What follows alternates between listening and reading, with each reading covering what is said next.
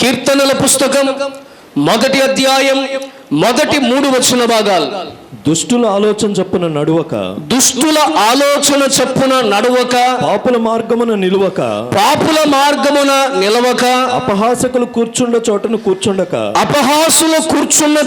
కూర్చుండక యెహోవా ధర్మశాస్త్రమునందు ఆనందించుచు దివారాత్రులు దానిని ధ్యానించువాడు ధన్యుడు. అతడు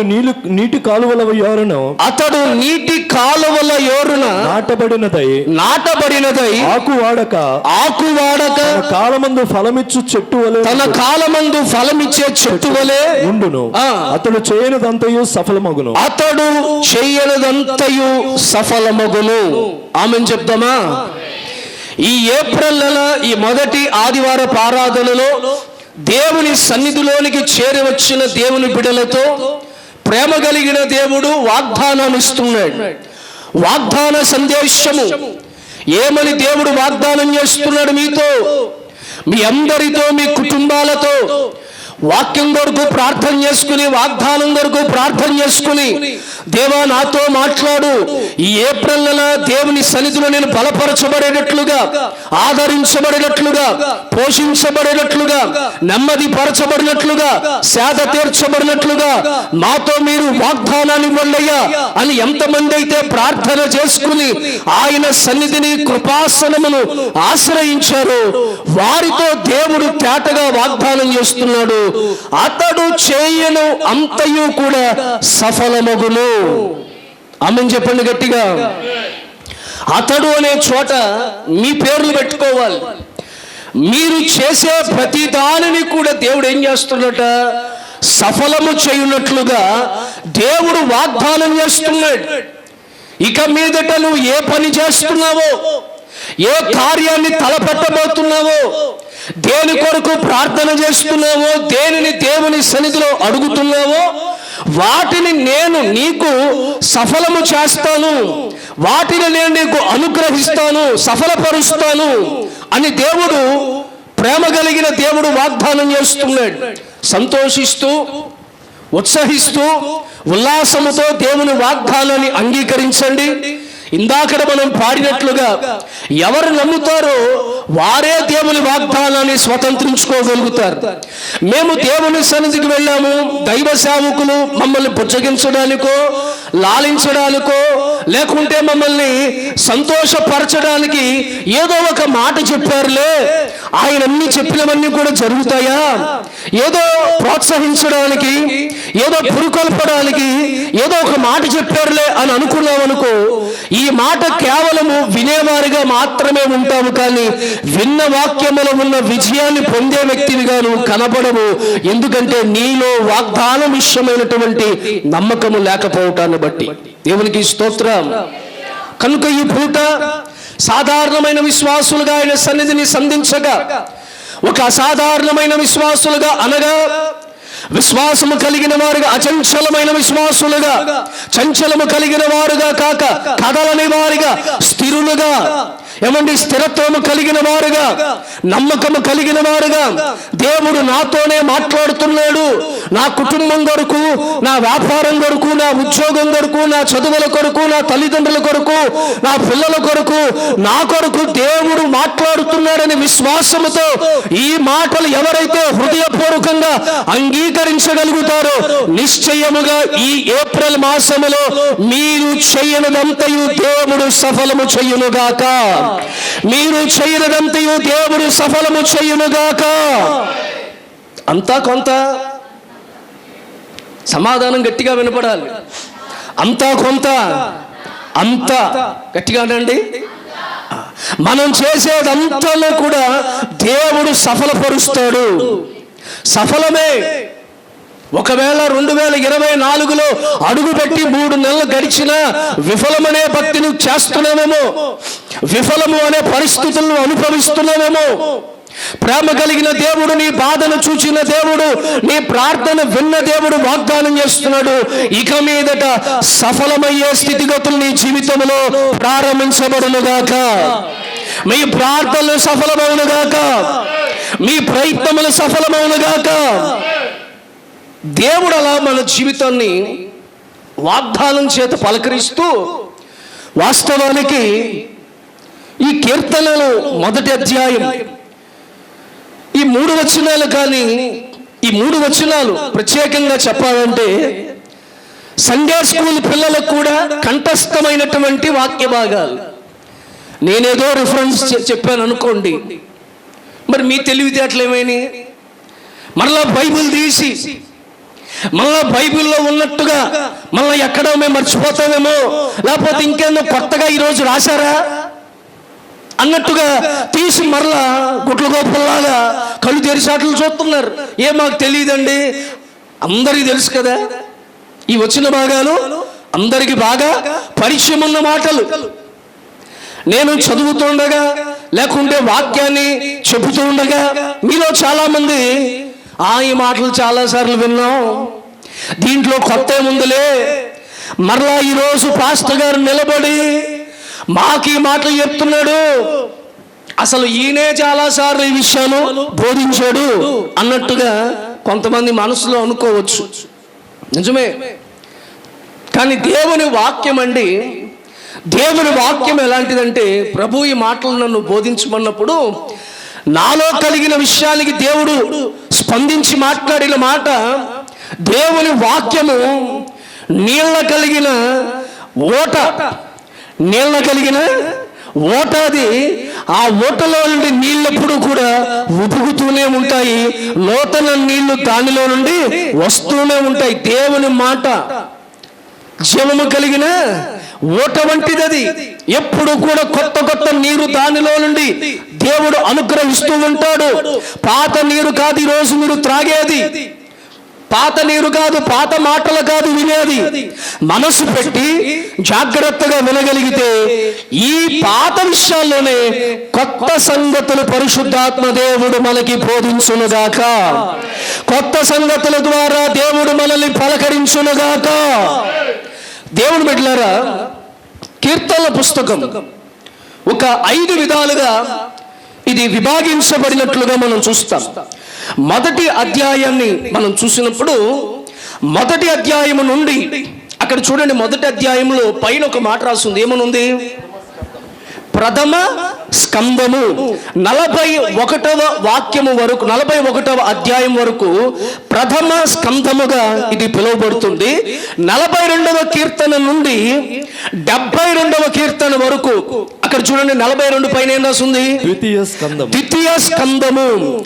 42 నుండి 72 వరకు ద్వితీయ స్కందమని, 73 నుండి 89 తృతీయ స్కందము. 90వ కీర్తన నుండి 106వ కీర్తన వరకు ఏమనుంది అక్కడ? 90వ కీర్తన చతుర్థ స్కందము అని రాయబడింది. తర్వాత చివరిగా 107వ కీర్తన చూడండి. 107వ కీర్తన మొదటి భాగం నుండి చివరి వరకు చూసుకుంటే పైన రాసుకుంది ఏమని? పంచమ స్కందము. మొత్తం ఎన్ని స్కందాలు? ఎన్ని? 5 స్కందాలుగా 150 కీర్తనలు 5 స్కందాలుగా విభాగించబడింది. ఈ 5 స్కందాలు 5 కాండాలకి సూచన. 5 కాండాలు చెప్పండి. 1 ఆది కాండము, నిర్గమాకాండము, లేవియాకాండము, సంఖ్యాకాండము, ద్వితీయోపదేశకాండం.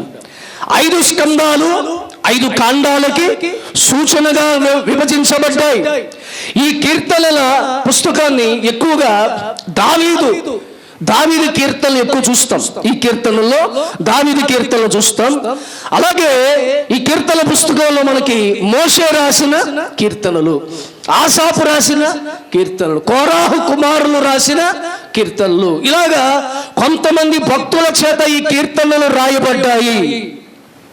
ముఖ్యంగా ఈ కీర్తనల పుస్తకానికి ఒక ఉద్దేశాలు, దీనిలో పొందపరచబడిన కొన్ని ప్రత్యేకమైన సంగతులు ఏంటంటే, 1 ఈ కీర్తన కృతజ్ఞతా కీర్తనలుగా చూస్తాం. స్తుతి కీర్తనలు కనబడతాయి, దేవుని వైపుకు మలిచే కీర్తనలు కనబడతాయి. 1 ఏ కీర్తన? కృతజ్ఞతా కీర్తన. వినబడుతున్నాయా? వినబడుతుందా మీకు? ఆ బాక్స్ కట్ చేయి, అది ఆగి వస్తుంది. నీకు చెవులు వినపడుతుంది, నాకు వినపడితే క్లియర్గా. అది కట్ ఆఫీస్ రైట్. ఈ సౌండ్ పెట్టుకో. Praise the Lord. 2 చేతులు చెప్పాలి గట్టిగా. మీరు మాట్లాడుతూ నేర్చుకోవాలి. దేవుడు మీతో మాట్లాడి మిమ్మల్ని ప్రశ్న వేస్తున్నప్పుడు, మిమ్మల్ని అడుగుతున్నప్పుడు వాక్యానుసారమైన సమాధానాలతో సిద్ధంగా ఉండాలి. తలమొహాలు వేసుకుని ఉండకూడదు. ఇంత భక్తి చేస్తూ ప్రారంభ పరిచయ వాక్య భాగాలు అర్థం కాకపోతే భక్తి వ్యర్థమే కదా. నువ్వు పాటలు బాగా పాడచ్చు, పాటల పుస్తకం చూడకుండా పాటలు పాడచ్చు, కొత్త పాట నిన్న రిలీజ్ అయిన పాట ఈ రోజు నువ్వు పాడవచ్చు. కానీ వాక్యం నీ హృదయంలో లేకపోతే అన్ని నిష్ప్రయోజనమే. కనుక వాక్యము మీ హృదయములో మీరు భద్రపరుచుకుందరుగాక. కొంతమంది 119వ కీర్తన కూడా బైబిల్ చూడకుండా 119వ కీర్తన అంతా కూడా చదువుతారు, అంతా కూడా ప్రతి వచనాన్ని కూడా చెప్తారు. కీర్తనలు, ఈ 150 కీర్తనలు, 1 కృతజ్ఞతా కీర్తనగా, 2 స్తుతి కీర్తనగా, 3 దేవుని వైపుకు మలిచే కీర్తనలు ఎక్కువగా కనబడతాయి. అంటే త్రోవ తప్పిపోయిన వారికి కీర్తన పుస్తకం చదివితే చక్కని త్రోవను దేవుడు చూపిస్తాడు. దేవుని వైపుకు మలిచే కీర్తనలు కనబడతాయి. 4వదిగా జ్ఞాన కీర్తనలు కనబడతాయి, జ్ఞానాన్ని కలిగిస్తాయి. కీర్తనలు చదువుతుండగా ఒక జ్ఞానము, ఆత్మ సంబంధమైనటువంటి తెలివితేటలు, ఏమండి లోకములో ఎలా బ్రతకాలి, దేవుడు మనల్ని ఎలా బ్రతకమంటున్నాడు, ఏ హెచ్చరికలు దేవుడు చేశాడని జ్ఞానము కలిగే కీర్తనలు కూడా ఈ కీర్తనలు ఉన్నాయి. మరొకటిగా 5వదిగా చెప్పాలంటే ఈ కీర్తనలు వాక్యానుసారమైన కీర్తనలు. 119వ కీర్తన మీరు చూడండి, అన్ని వాక్యాన్ని గురించే రాయబడతాయి, దేవుని వాక్యం గురించే రాయబడుతుంది. వాక్యానుసారమైన కీర్తనలుగా కూడా దీన్ని మనం చూడగలుగుతున్నాం. అయితే దేవుడు ఈరోజు మనల్ని ప్రేమించి 1 కీర్తనలో ఉన్నటువంటి ఒక వాగ్దాన సందేశాన్ని ప్రభు మనకిచ్చారు. ఈ 1 కీర్తన మరి దేనికి సూచన అంటే, ఈ 1 కీర్తన జ్ఞాన కీర్తనకి సూచన, జ్ఞానాన్ని బోధిస్తుంది. కీర్తనలు మొత్తం ఎన్ని అధ్యాయాలు? 151, 55 మరి గట్టిగా చెప్పరు. 150 కీర్తనలు. ఈ 150 కీర్తనలో ఈ 1 కీర్తన జ్ఞానానికి సంబంధించిన కీర్తన. అసలు ఇన్ని కీర్తనలు చదవడానికి ముందు అసలు ఎలాంటి మాటలు రాయబడాలంటే, కొన్ని ఆశీర్వాదపు సంబంధమైనటువంటి మాటలు రాయబడాలి. అందరు తలపైకెత్తడం చూడండి. నేను వాక్యం చెప్తానప్పుడు వాక్యం చదవండి, వాక్యాన్ని వివరించేటప్పుడు నన్ను చూడండి, రివర్స్లో చేయకండి. దేవుని బిడ్డలారా వినాలి. బైబిల్లో కొన్ని అధ్యాయాలు ప్రారంభించబడ్డాయి, కొన్ని పుస్తకాలు ప్రారంభించబడ్డాయి. ఆ పుస్తకాలు ప్రారంభించబడినప్పుడు కొన్ని పుస్తకాలు దేవుని గురించిన పరిచయ వాక్యాలుగా రాయబడ్డాయి. ఇంకొన్ని పుస్తకాలు శుభమాటలుగా, అక్కడ ఉన్నటువంటి సంఘానికి కావలసినటువంటి శుభ మాటలుగా రాయబడ్డాయి, శుభపరిచయ మాటలుగా రాయబడ్డాయి. కానీ కీర్తనల పుస్తకాన్ని మీరు చూస్తే చాలా ఆశ్చర్యంగా ప్రారంభంలోనే హెచ్చరికలతో కూడిన మాటలు, సరిచేసే మాటలు, సంఘానికి సరిదిద్దే మాటలు, విశ్వాసికి కావలసినటువంటి హెచ్చరికలతో కూడిన వాక్య ఉపదేశము ప్రారంభ మాటల్లోనే రాయబడ్డాయి. దేవునికి స్తోత్రం. దేవుడు ప్రారంభములో నువ్వు దీవించబడతావు, నువ్వు ఆశీర్వదించబడతావు, నువ్వు హెచ్చించబడతావు, నువ్వు ఘనపరచబడతావు అంటే కొంచెం చదవడానికి ఆసక్తి కలిగి చదువుతారు. కానీ స్టార్టింగ్లోనే నువ్వు వాళ్ళకి దూరంగా ఉండు, వాళ్ళ దగ్గరికి వెళ్ళకు, అక్కడ కూర్చోకు. దేవునికి స్తోత్రం. అలా చెప్పుకుంటూ వచ్చి ఆ తరువాత దేవుడు వాగ్దానం చేస్తున్నాడు ఏమనంటే, ఇవన్నీ విషయాల్లో నువ్వు ఎప్పుడైతే జాగ్రత్త పడతావో అప్పుడు నీవు చెయ్యనిదంతయు కూడా దేవుడు సఫలపరుస్తాడు. Praise the lord. హల్లెలూయా. యెషయా గ్రంథములో కూడా ఒక మాట మనం చూద్దాం దేవుని బిడ్డలారా. యెషయా గ్రంథములో 26వ అధ్యాయము 12వ వాక్యము. యెహోవా నీవు మాకు సమాధానం స్థిరపరచుదువు. యెహోవా నీవు మాకు సమాధానం స్థిరపరచు. నీవు మాకు సమాధానమును స్థిరపరచుదువు. నిజముగా నీవు మా పక్షమున నిజముగా నీవు మా పక్షమున నుండి మా పనులన్నిటినీ సఫలపరచు. మా పనులన్నిటినీ సఫలపరచుదువు. చప్పట్లు కొట్టండి గట్టిగా. ప్రవక్త అంటున్నారు, నిజముగా నీవు మా పక్షమున నుండి మా పనులన్నిటినీ నువ్వు సఫలపరుస్తున్నావు. ఈ ఏప్రిల్ నెల ఆయన చెప్తున్నాడు, నువ్వు ఏ పని ప్రారంభిస్తున్నావో, ఏ పనిని పూనుకుంటున్నావో ఆ పనులన్నీ కూడా దేవుడు సఫలము చెయ్యునుగాక. నీ వ్యాపార పనులు సఫలము చెయ్యునుగాక, నీ ఉద్యోగ పనులు సఫలము చెయ్యునుగాక, నీ ప్రయత్నములన్నీ సఫలము చెయ్యునుగాక, నీ పరీక్షలను సఫలము చెయ్యునుగాక, నీ చదువులను సఫలము చెయ్యునుగాక. సఫలపరిచే దేవుడే కానీ విఫలపరిచే దేవుడు కాడు.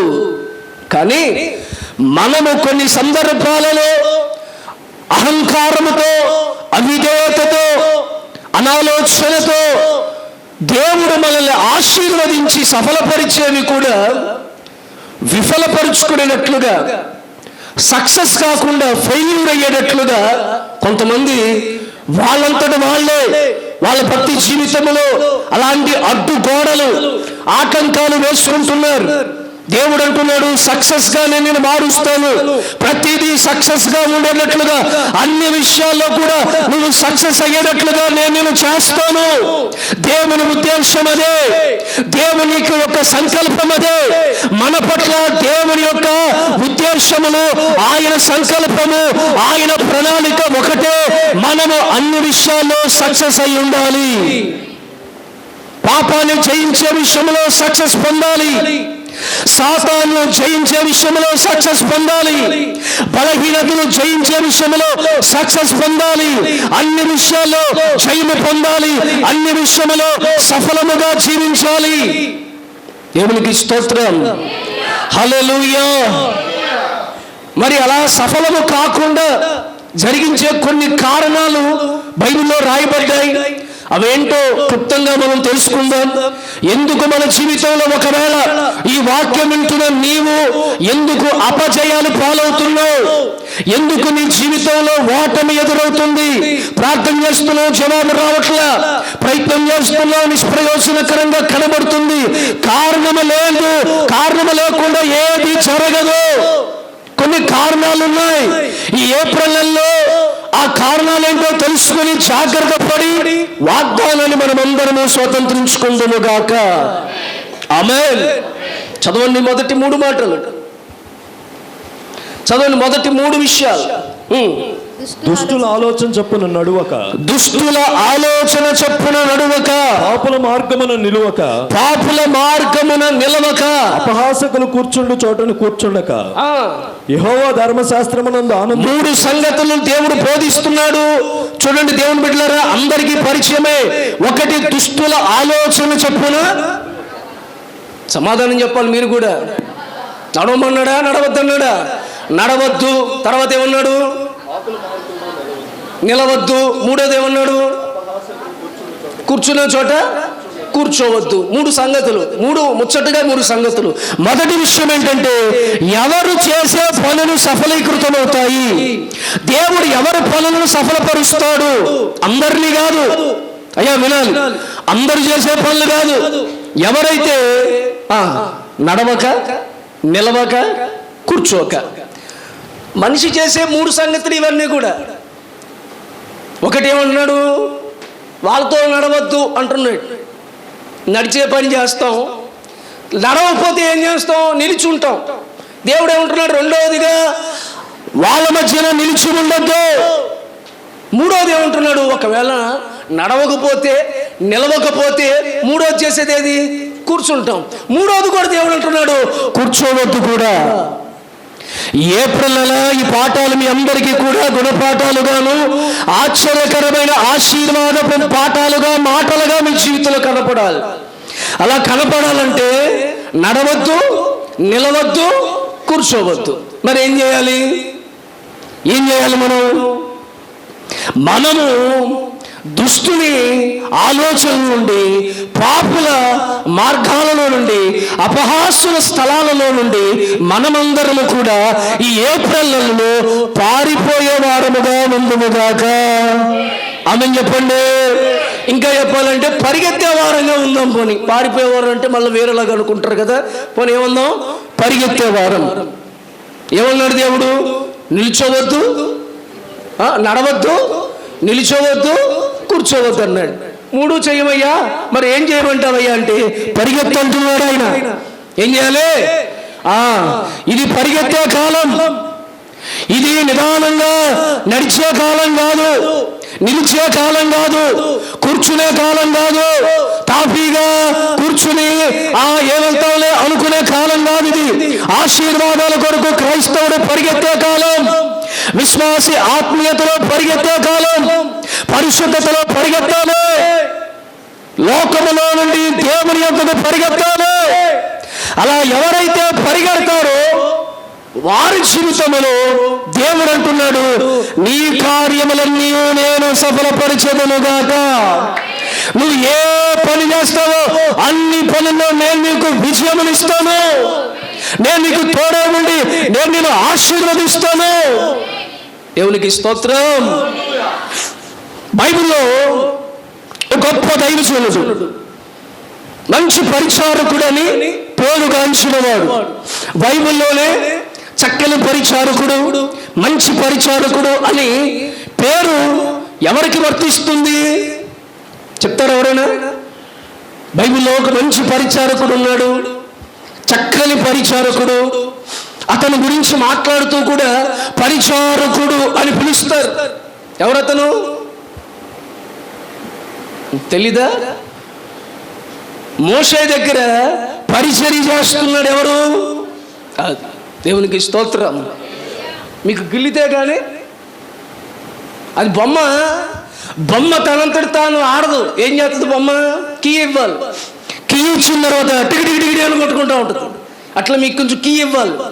ఇవన్నీ కిరోసిన్ బండ్లు, ఇవన్నీ పెట్రోల్ బండ్లు అనుకోండి, స్టార్ట్ చేయగానే స్టార్ట్ అయిపోతాయి. డీజిల్ బండ్లు కొంచెం నెడితే స్టార్ట్ అవుతాయి. కిరోసిన్ బండ్లు పొగొత్తా ఉంటాయి కానీ స్టార్ట్ అవ్వవు త్వరగా. Praise the Lord. చేతులు చెప్పాలి. నువ్వు కుమారుడైన పరిచారకుడైన యెహోషువను గురించి బైబిల్లో ఎక్కడ పరిచయం చేస్తున్నా, అతని గురించి ఎక్కడ మాట్లాడుతున్నా ఏమని బోధించబడిందంటే పరిచారకుడైన యెహోషువ అని రాయబడింది. యెహోషువ జీవితంలో ఒక సందర్భం, చాలా దయనీయమైన సంఘటన, చాలా దుఃఖకరమైన పరిస్థితి. బట్టలు చింపుకున్నాడు, ఏడుస్తున్నాడు, అయ్యో అయ్యో మాకెందుకు అపజయం, మా జీవితంలో ఎందుకు ఈ అపజయం ఏర్పడింది. బూడిదలో కూర్చున్నాడండి, తల మీద బూడిద పోసుకుంటున్నాడు, ఎలుగెత్తి ఏడుస్తున్నాడు, బట్టలు చింపేస్తున్నాడు. లక్షలాది మంది ప్రజలు, 40 లక్షల మంది ఇశ్రాయేలు ప్రజలకి నాయకుడిగా ఎంచబడి, దేవుని చేత పిలువబడి, దేవుని చేత ధైర్యపరచబడి, దేవుని చేత వాగ్దానము పొందుకున్న వ్యక్తి జీవితంలో అపజయం, అపనింద, ఏడుస్తున్నాడు, ఎలుగెత్తి కేకలేస్తున్నాడు, అయ్యా మాకెందుకు ఈ అపజయం వచ్చిందయ్యా, మేము చేసే ప్రతి పనిలో జయమిచ్చే దేవునిగా, మమ్మల్ని నడిపించే దేవునిగా నీవు ఉన్నాము, మాకు ఎందుకు అపజయం వచ్చిందయ్యా, మేమేం తప్పు చేశాం అని ఏడుస్తున్నాడు. దేవునికి స్తోత్రం. కొన్ని సందర్భాలు మీరు కొంచెం మనసు పెట్టి వినాలండి. ఏదో అలా కాలక్షేపంగా అలా చెప్పుకుంటూ వెళ్ళిపోతుంటే మేము కూడా విన్నాములే అన్నట్టు ఉండొద్దు. యెహోషువ పుస్తకం తెరవండి. మొదటి అధ్యాయం తీసినప్పుడు అక్కడ 4-5 వచనాల్లో కొన్ని వాగ్దాన సంగతులు మనం చూస్తాం. దేవుడు యెహోషువతో వాగ్దానం చేస్తున్న మాటలు చదువుతారా? యెహోషువ పుస్తకంలో మొదటి అధ్యాయంలో, యెహోవా సేవకుడైన మోషే మృతి పొందిన తరువాత యెహోవా నూను కుమారుడును మోషే పరిచారకుడు ఎప్పుడైనా యెహోషువ పరిచర్య యొక్క అనుభవాల గురించి మీతో మాట్లాడతాను. ఈ పూట దాని గురించి మాట్లాడే సమయం లేదు, కానీ యెహోషువల గురించి మాట్లాడుతున్నప్పుడల్లా పరిచారకుడైన యెహోషువ అని రాయబడుతుంది. యెహోషువకి ఇలాగ సెలవిచ్చెను, నా సేవకుడైన మోషే మృతి నొందెను. 5వ వాక్యాన్ని చూస్తే, నీవు బ్రతుకు దినములన్నిటికును మనుష్యుడు నీ ఎదుట నిలవలేక ఉండును, నేను మోషేకు తోడై ఉన్నట్లుగా నీకు తోడై ఉంటాను, నిన్ను విడవను, నిన్ను ఎడపాయను, నిబ్బరము కలిగి ధైర్యముగా ఉండు. వారి ధైర్యముగా నుండుము, వారికి ఇచ్చేదనని నేను. చూడండి, దేవుడు అంటున్నాడు, ఈ యెహోషువతో అంటున్నాడు, ఇదిగో యెహోషువ, మోషే లేడని భయపడుతున్నావా? యవనస్తుడు కదా, భయపడుతున్నావేమో. ఆ మోషేకు నేను ఎలా తోడై ఉన్నాను. జయము ఏర్పడింది. Praise the Lord. అపజయం రావడానికి కారణం దేవుడు చెప్తున్నాడు, ఇదిగో నీ మధ్యలో ఒకడున్నాడు. వాడి పేరేంటి చెప్పండి? ఎవరండి? దీన్ని బట్టి నాకు అర్థమవుతుంది ఏంటంటే, మీరు కేవలం వాక్యాన్ని వింటున్నారు అంతేనా? యెహోషువ దినాలలో హాయి అనే ఒక చిన్న పట్టణాన్ని జయించలేక ఓడిపోవడానికి గల కారణం ఎవరు? ఆకాను అనే ఒక వ్యక్తి కాదా? ఏ కాను చెప్పు? కానులు ఉంటారు, కొన్ని కానులు. చర్చిలో కూడా కొన్ని కానులు ఉంటాయి. ఈ కాను వల్ల ఏమవుతుందంటే జయం రాకుండా ఆగిపోతుంది. కొన్ని కానులు ఉంటాయి, ఆ కాను లాంటి కానులు. దేవునికి స్తోత్రం. వాగ్దానము పొందుకున్నా సరే అపజయాలు కారణానికి కొంతమంది వ్యక్తులు కనబడుతున్నారు. సంఘములో అపజయం రావడానికి కొంతమంది విశ్వాసులు కనబడతారు. నీ కుటుంబంలో అపజయం రావడానికి నీ కుటుంబంలో కొంతమంది వ్యక్తులు దేవుడు చూస్తున్నాడు. కనుక ప్రతి ఒక్కరూ కూడా జాగ్రత్త పరుచుకొని సరి చేసుకొని ఎలా నడవాలో, ఎక్కడ నిలవాలో, ఎక్కడ కూర్చోవాలో, ఎక్కడ ఎవరితో సహవాసము చెయ్యాలో దేవుడే సుస్పష్టంగా మనకి సమస్తాన్ని బోధిస్తున్నాడు. కనుక ఆయన మాట చొప్పున మనము నడిచి ఈ ఏప్రిల్ నెలలో మనము చేసే ప్రతి పనిని కూడా మనము సక్సెస్ చూచుదుముగాక. ప్రతి అపజయము యేసు నామములో దూరమవునుగాక.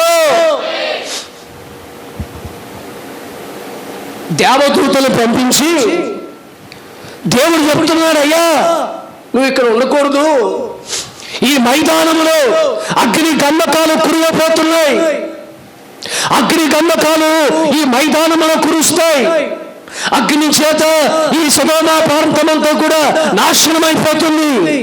అయ్యా మేము బయలుదేరి నేను నీకు చూపించే ఆ పర్వతం మీదకి రా అని దేవదూతల ద్వారా దేవుడు సమాచారాన్ని లోతు కుటుంబానికి పంపించాడు. లోతు కుటుంబము సమాచారాన్ని విన్నారే కానీ ఏమండి లోతు అంటాడు, అయ్యా మేము ఎంతవరకు ఎక్కడున్నామంటే దుష్టుల ఆలోచన చొప్పున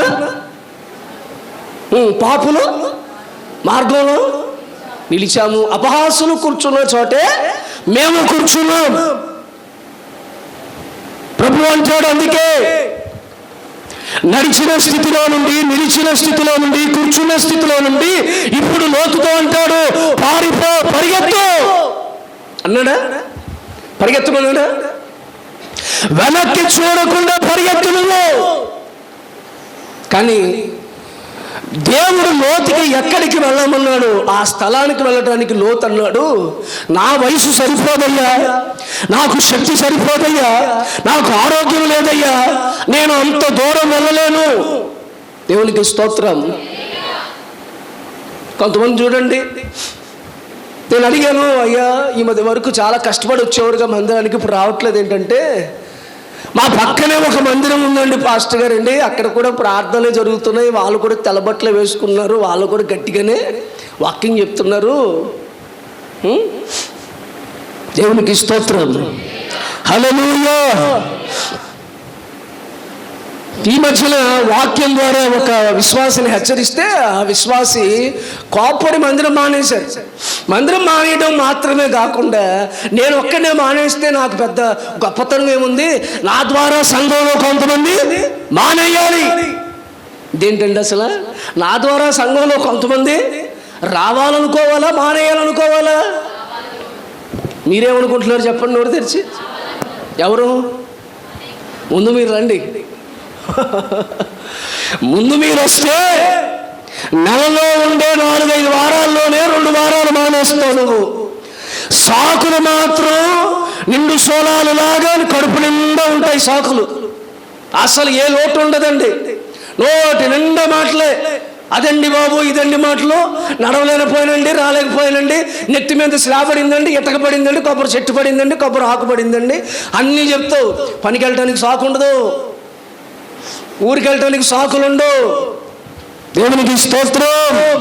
చేతులు చెప్పాలి, హుషారుగా, గట్టిగా, సంతోషంగా.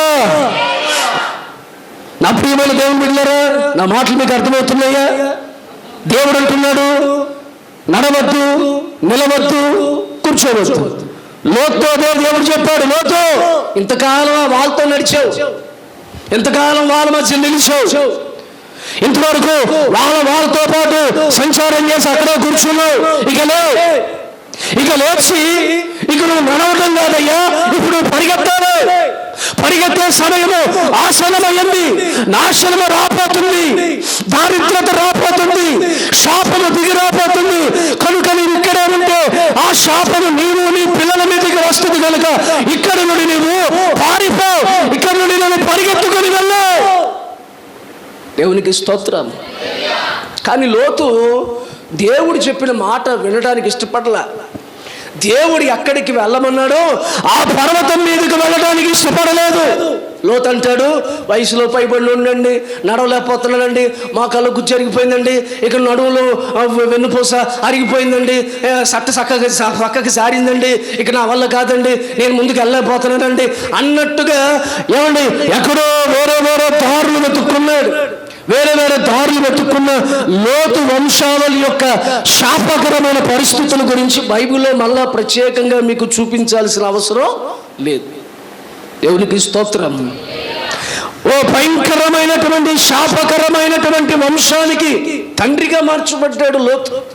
నీతిమంతుడైన లోతు అని రాయబడిన పేతురు పత్రికలో ఉన్న ఆ లోతే ఒక శాపకరమైనటువంటి, దేవునికి నిత్యము వైరముగా పిలువబడుతున్నటువంటి ఆ వంశావళికి తండ్రిగా ఎంచబడ్డాడు. ఆ జాతి ప్రజలకి కారకుడయ్యాడండి లోతు గారు. దేవునికి స్తోత్రం. చేతులు చెప్పాలి. అందుకే ప్రభు చెప్తున్నాడు, జాగ్రత్త పడాలి. ఈ 3 సంగతులు మనకి ఏం తెలియపరుస్తున్నాయంటే, క్రైస్తవుడు ఎక్కడ ఉండాలో అక్కడే ఉండాలి, ఎక్కడ ఉండకూడదో అక్కడ ఉండకూడదు. ఎక్కడ ఉండాలో అక్కడే ఉండాలి. ఉండకూడని స్థలములో ఉంటే జరగకూడని సంగతులు జరుగుతాయి. ఉండవలసిన స్థలములో ఉంటే ఊహించని సంగతులు దేవుడు మన జీవితంలో చేస్తాడు. ప్రైజ్ ది లార్డ్, హల్లెలూయా. ఈరోజు ఏమి ఆలోచించావు? ఈరోజు ఏం కోరుకుంటున్నావు? ఉండవలసిన స్థలంలో నీ భక్తి జీవితం కనబడుతుందా? తెల్ల బట్టలు వేసావు, బాగానే ఉంది. పెద్ద బైబిల్ పట్టుకున్నావు, బాగానే ఉంది. నూనె బాటలు ఒక చేత్తో, ఇంకో చేత్తో బైబిల్ పట్టుకున్నావు. అంత భక్తి పరుడు ప్రపంచంలో లేడన్నట్టుగా పెద్ద ముసుకేసుకున్నారు. కానీ ఎక్కడ ఉంటున్నావో, ఎక్కడ ఉండకూడదు అనే హెచ్చరికలు కలిగిన ఆత్మీయ జీవితం నీలో కనబడకపోతే తస్మాత్ జాగ్రత్త. కాలు జారే స్థలములో నీవు నిలిచి ఉన్నావేమో. ఎప్పుడు కాలు జారుతుందో తెలియదు, ఎప్పుడు సాతాను వలలో చిక్కుకుంటామో తెలియదు, ఎప్పుడు అపవిత్రమైన బలహీనతలో బందీ అవుతామో తెలియదు. తస్మాత్ జాగ్రత్త. ఈ రోజే పురుకొల్పబడి, ఈ రోజే లేచి నిలిచి, ఈ రోజే నీ గమ్యస్థానం వైపు నువ్వు పరిగెత్తే విశ్వాసినిగా, పరిగెత్తే ఆత్మీయురాలుగా నీవు మార్చబడుదునుగాక. పందెపు రంగములో మనమందరము ఉన్నాము.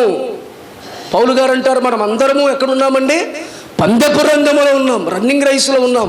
రన్నింగ్ రేస్లో ఏం చేయాలి? ఏం చేయాలి? రన్నింగ్ రేస్లో ఏం చేయాలి? రన్నింగ్ రేస్లో పాల్గొనే ముందు ఓ ప్లేటు హైదరాబాద్ దమ్ బిర్యానీ, ఓ ప్లేటు నాటుకోడి పులుసు అన్ని తిని వేరు వేరుమంటూ బరిలో నిలబడ్డావు అనుకో, పరిగెడతావా? ఎందుకు పరిగెత్తలేవు? పరిగెత్తాలంటే నీ బాడీ తేలిగ్గా ఉండాలా, బరువుగా ఉండాలా? తేలిగ్గా ఉండాలి. దేవునికి స్తోత్రం. పందెపు రంగములో పరిగెత్తేవానికి కొన్ని క్వాలిఫికేషన్స్ ఉంటాయి, కొన్ని అర్హతలు ఉంటాయి. అవన్నీ వాడు కలిగి ఉంటేనే పరిగెత్తగలుగుతాడు. దేవునికి స్తోత్రం. ఉండకూడని స్థలములో మనము ఉండకుండా జాగ్రత్త పడాలి. అప్పుడే మనము చేసే ప్రతి కార్యాన్ని దేవుడు సఫలపరుస్తాడు, దేవుడు నెరవేరుస్తాడు. దేవుడు అలాగున చరుగును గాక అని దేవుడు ఆమేనని పలుకుతాడు. నువ్వు కాదు ఆమేననేది, దేవుడే ఆమేనంటాడు. నీ ప్రార్థనకి ఆమేనని దేవుడు చెప్తాడు, నీ మనవనికి ఆమేనని దేవుడు చెప్తాడు, నీవు అడిగిన దానికి ఆమేనని దేవుడు అలాగున జరిగిస్తాడు. ఎప్పుడు అంటే మనము ఉండవలసిన స్థానంలో ఉన్నప్పుడే. ఆదికాండము 3వ అధ్యాయము 8, 9, 10 వచ్చిన భాగాలు చూస్తే, ఆదికాండము 3వ అధ్యాయము 8, 9, 10 వచనాలు. చల్లపూట ఆదామును అతని భార్యయో తోటలో సంచరించుచు ఉన్న దేవుడైన యెహోవా స్వరం విని దేవుడైన యెహోవా ఎదుటికి రాకుండా తోట చెట్ల మధ్యన దాక్కుని ఉండగా దేవుడైన యెహోవా. చాలండి. ఆదాము అవ్వ ఓ శ్రేష్టమైనటువంటి, ఆహ్లాదకరమైనటువంటి, ఆశీర్వాదకరమైనటువంటి ఏదైనా తోటలో నివసిస్తున్నారు. ఏదైనా తోట సాధారణమైనది కాదు. ఈ ఏదైనా తోటలో నివసిస్తున్నటువంటి ఈ ఆదాము అవ్వను దేవుడు ఆశీర్వదించాడు. 4 నదులు ప్రవహించే స్థలముగా, సమృద్ధికరమైన ఆహారములతో కూడిన స్థలముగా, సకల వృక్ష ఫలములు కలిగిన చెట్లు ఆ స్థలములో ఉన్నాయి. వాటన్నిటినీ భుజించమని దేవుడు చెప్పాడు. తర్వాత జీవవృక్ష ఫలములు ఉన్నాయి, వాటిని కూడా భుజించండి. ఆ తర్వాత ఇంకొక వృక్షం ఉంది, ఏంటది? మంచిని చెడును వివేచించే వృక్ష ఫలములు ఉన్నాయి. దేవునికి స్తోత్రం. వాటిని మాత్రము మీరు భుజించద్దు. ఈ ఏదైనా తోటలో, ఏదైనా తోట అంటే మీరు దగ్గరలో చూసిన మామిడి తోట, కొబ్బరి తోట, బత్తాయి తోట, ఈ తోటలాగా చిన్న చిన్నగా ఉంటాయి అనుకున్నారేమో. 4 నదులు ఏదెను తోటలో ప్రవహిస్తున్నాయి. అంటే ఒక దేశము సరిహద్దు ఎంత ఉంటుందో అంత విశాలమైనది ఏదెను తోట. ఈ ఏదెను తోటలో నానా విధములైన వృక్ష ఫలాలు ఉన్నాయి. ఒకటి కాదండి, రకరకాల ఫ్రూట్స్ ఉన్నాయి, చాలా ఫ్రూట్స్ ఉన్నాయి. నీకు ఎన్ని ఫ్రూట్స్ తెలుసు? పండ్లు. ఫ్రూట్స్ అంటే పండ్లు అండి, పళ్ళు కాదు. ఈ పళ్ళుతో తినేవే పళ్ళు. ఈ పళ్ళ కింద ఎన్ని పళ్ళు నలిగిపోయి ఉంటాయి. ప్రారంభంలో కొత్తలో కొంచెం చిన్న వయసులో కొన్ని పళ్ళే తెలుసు కదండి. మార్కెట్లోకి వెళ్తే యాపిల్స్ అను, దానిమ్మకాయను, అరటిపండును, ఈ సీజన్స్ పళ్ళు ఉంటాయి. మళ్ళీ ఈ సమ్మర్లో వస్తాయి. ఏంటవి చెప్పండి, ఏమొస్తాయి? ఏం పళ్ళు? అది రిఫరెన్స్లు గుర్తుండవు, వాక్యం ఏమీ గుర్తుండదు.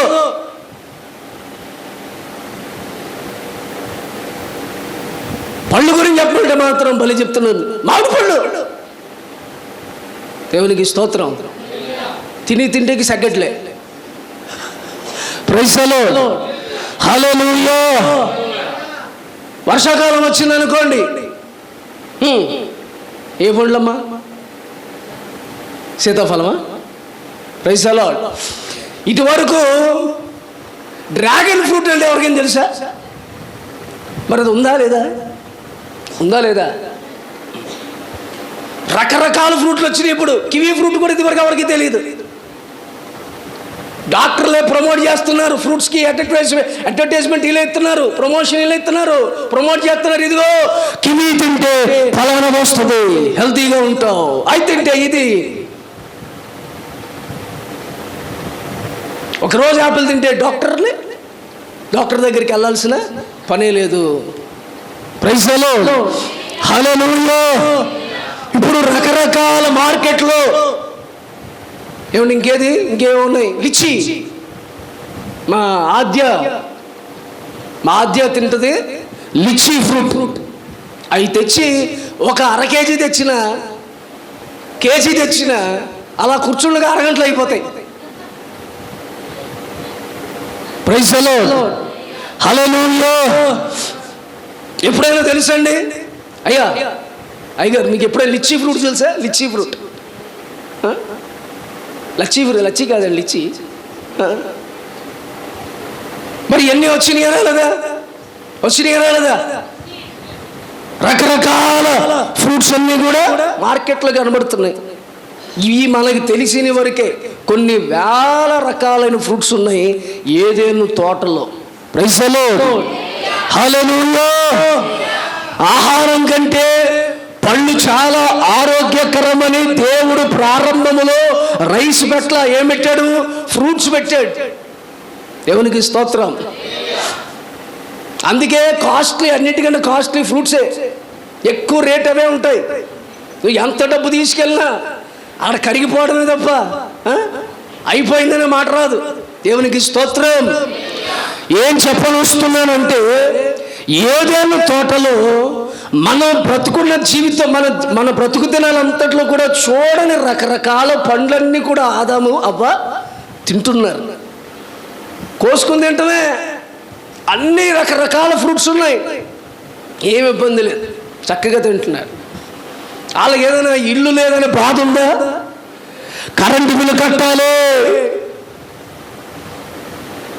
మాకు లోను శాంక్షన్ అవ్వలేదు బాబోయ్ ఉందా?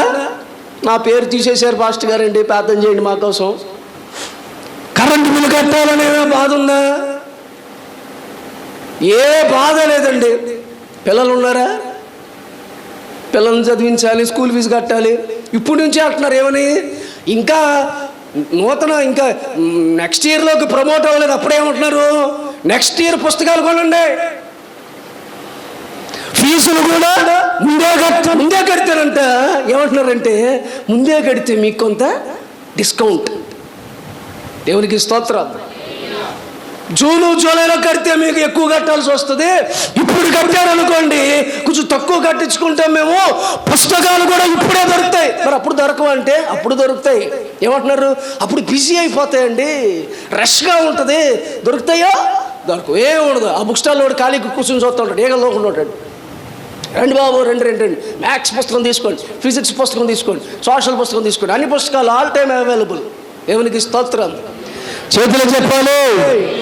నా ప్రియమైన దేవుని బిడ్డలారా, ఇలాంటి ఆదాము జీవితం, దేవుని మహిమ చేత నింపబడిన ఆదాము, దేవుని ప్రభావము చేత, దేవుని తేజస్సు చేత అలంకరించబడి ఆశీర్వాదకరమైన ఏదైనా తోటలో ఉంటున్న ఆదాము ఎక్కడ ఉండాలో ఆ స్థలంలో ఉండకుండా దేవుడు ప్రత్యక్షమైనప్పుడు ఈ ఆదామంట చెట్ల వెనకాల దక్కున్నాడు. ఎక్కడ ఉండాలి? దాని ముందు రోజు దేవుడు ప్రత్యక్షమయ్యాడు. ఆదాము అని పిలిచాడు. వెంటనే ముందుగా చెయ్యా అని కనిపించాడు. కానీ ఆ రోజు దేవుడు ఆదాముని పిలిస్తే ఆదాము చెట్ల వెనకాల దాక్కుని, నేను దిగంబరుడై ఉన్నానయ్యా. ఎందుకు నువ్వు దిగంబరై ఉన్నావు నీకు ఎలా తెలుసు? నువ్వు తినద్దని పండును తిన్నావా? దేవునికి స్తోత్రం. ప్రైజులో అవ్వమ్మ గారు ఏమండి పాపం అప్పుడు దాకా ఉంది ఆదాంతో ఉండి బోర్ కొట్టింది పాపం అవ్వమ్మకి. ఆడవాళ్ళకి ఎక్కువ బోర్ కొడతా ఉంటుందండి. లోడ మాట్లాడుతూనే ఉంటారు చూడండి. అందుకే బోర్ కొట్టింది పాపం. మా భర్త మాట్లాడట్లా, ఆదాం మాట్లాడట్లా, ఏదో పని చేసుకుంటుంటే బోర్ కొట్టి ఈ మాట్లాడట్లేదు, ఈయన మాట్లాడిపోతే ఏముంది అలా సుశుద్ధం బయటికి వెళ్ళి అనుకుని వెళ్ళింది. దేవునికి స్తోత్రం. అందుకే పురుషులు ఎక్కువగా ఇంట్లో ఆడవాళ్ళతో మాట్లాడుతూ ఉండాలి. మాట్లాడకపోతే చాలా ఇబ్బంది అయిపోతుంది. ఫోన్ కాల్ వేరే కాల్కి వెళ్ళిపోతుంది. దేవునికి స్తోత్రం. కష్టమైన నష్టమైన చెవుల్లో నుంచి రక్తం ప్రవహిస్తున్నా సరే వాళ్ళు చెప్పే ప్రతి మాటని ఊకొడతా ఉండాలి. అంతే, వేసి రక్తం చేయండి అంటూ ఉండాలి. ప్రైజ్ ది లార్డ్, హల్లెలూయా. చూడండి, అందుకే చాలామంది మగవాళ్ళు అలా చూస్తూనే వాళ్ళు ఎటో వెళ్ళిపోతూ ఉంటారు. ఎక్కడున్నారో వాళ్ళకే తెలియదు. ఇంట్లోవా అంటే ఇంట్లో ఏం చెప్పాను అంటారు. మళ్ళీ ఏదో స్కూల్లో టీచర్ అడిగినట్టుగా ఏం చెప్పా అంటే ఏం చెప్పా పోని ఇంటలేదు కదా అని వదిలేస్తారా, మళ్ళీ చెప్తా మొదటిగా నుంచి అని చెప్పి ఎంత ఓపికలండి. వంటంటమైనా మానేస్తారు కానీ మాటలు చెప్పడం మాత్రం మానతారా? అదిగో మీరే ఒప్పుకుంటున్నారు. దేవునికి స్తోత్రం. పాపం అవ్వకి బోరు కొట్టిందండి. చూస్తుంది ఆదాముకి రోజు చూస్తుంది. చూసి బోరు కొట్టి ఏం చేసిందంటే అలా షికారికి వెళ్దాం అని చెప్పి అలా బయటికి వెళ్ళింది. రోజు వెళ్ళే రూట్ వెళ్తే బాగుండు, కొత్త రూట్లోకి వెళ్ళింది. అన్నీ కొత్తవి కొనుక్కోవాలి, కొత్తవి తెలుసుకోవాలి, అవి తెలుసుకోవాలి, ఇది తెలుసుకోవాలి అని చెప్పి ఏం చేస్తారు చూడండి. ఏదో వచ్చే వంట వండితే సరిపోయింది, కొత్తగా ఉండాలి. యూట్యూబ్లో చూసి కొత్తగా ఉండాలని ఆ వంట ఏమంట చూసి మొత్తం పెంటే. దేవునికి స్తోత్రం. చేతులు చెప్పాలి. దేవుని బిడ్డలారా, వెళుతూ అడిగి వెళ్తే ఏ ఆలోచన చొప్పున నడవద్దు. మాట్లాడండి మీరు. దుష్టుల ఆలోచన చొప్పున నడుతుందండి. నడిచాక పాపుల మార్గములో నిలవద్దని చెప్పాడు దేవుడు. మరి ఇవి నిలిచింది. నిలవటమే కాదు, పండితే తీసుకున్న ఈ ఆడావిడ ఎంత మంచి ఆవిడంటే, ఈవిడ తిన్న తర్వాత ఈమె కళ్ళు తెరవబడి శారీరానుసారమైన నేత్రాలు, లోకానుసారమైన నేత్రాలు తెరవబడ్డాయి. అంతవరకు మహిమ చేత కప్పబడ్డారు. వస్త్రాలు ఉన్నాయి వాళ్ళకి, మహిమ వస్త్రాల చేత కప్పబడ్డారు.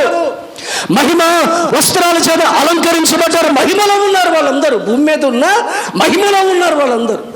కానీ లోక సంబంధమైన నేత్రాలు తెరవబడ్డాయి. అప్పుడైనా చిచ్చి నేను తప్పు చేశాను అని అనుకోవాలా? పోతా మా ఆయన కూడా తీసుకుపోవాలి. ఆమె వాగ్దానం చేసింది, కష్టమైనా నష్టమైనా లేమిలో అయినా సుఖములోనైనా అంతా నేను నీతోనే ఉంటానని ఆమె వాగ్దానం చేసింది. ఆ వాగ్దానం మీద నమ్మకంగా నిలబడింది ఆమె. దేవునికి స్తోత్రం, హల్లెలూయా. గుర్తుగా మళ్ళా పండు తీసుకెళ్ళింది. మళ్ళీ వేరే పండు తీసుకెళ్తే తేడా అవుతుందేమో అని కొరికిన పండే తీసుకెళ్ళింది. కొరికిన పండే తీసుకెళ్ళింది, చిలక కొట్టినట్టుగా కొట్టింది. తీసుకెళ్ళి ఇప్పుడు అయ్యగారికి ఇస్తే ఈ అయ్యగారు అయినా ఏందమ్మా ఇది అని అనాలగా.